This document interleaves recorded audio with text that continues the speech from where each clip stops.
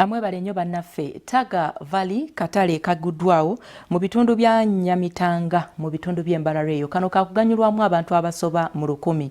Omumyuka w'omubaka wa President mu kibuga ky'e Mbarara Aine Christopher abasabye okubeera obumu olwo balyoke basobole okuganyulwanga mu nkola gavumenti zeeteekerateekera bannansi.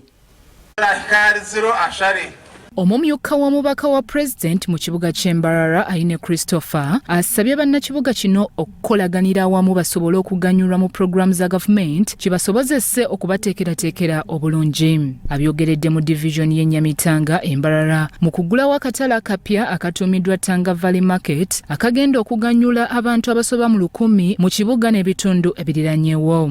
5, 4, 3, 2 Emwe 0. Abasajja n'abakyala ku lunaku olusoose bajjumbidde okujja mu katale kano ng'okufuna omudaala omwaka basasudde emitwalo 2.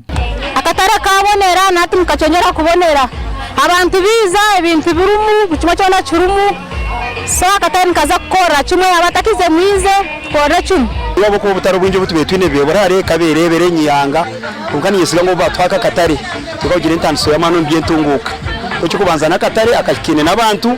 Abakulembeze okuva mu kibuga ky'e Mbarara nga bakulembeddwamu omumyuka w'omubaka wa President mu kibuga ky'e Mbarara Aine Christopher asabye abasuubuzi okukolaganiranga awamu olw'enkulaakulana. Ngenda kwebaza abantu abatukolera ekintu eki. Mwebale munonga nitwenkanya mutanga twafunizi na rahango mwebale munonga tubasima tutine bugarikira. Ikimwe kandi n'ekindi abantu kuba kwa batari brought together bayigita government ine kwe interveninga kuba supporting. There are very many projects as government esire ezikubasa kuyamba abantu konka ntuyamba abantu abeterine kandi abali organized.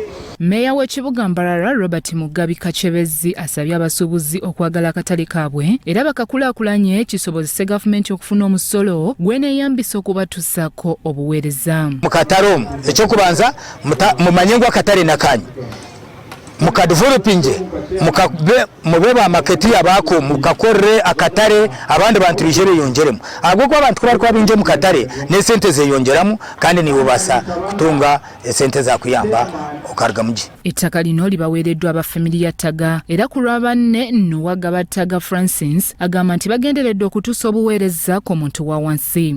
Noho turi nshonga bwenki tushazireho kukora kataraka no kugira ngo niza kukigaho mu rujungu bringing services closer to the people and also no creating opportunities ngo abaturage especially youth and women bagire cyo babasa kwegasira aho kirita karkarta haha ritine mugasho muhango rikarche rumwe kibira kiri distressed twagira ngo kibira katuciyeho opening omwanya abantu base kwija kukoreraho bagire ntasiya.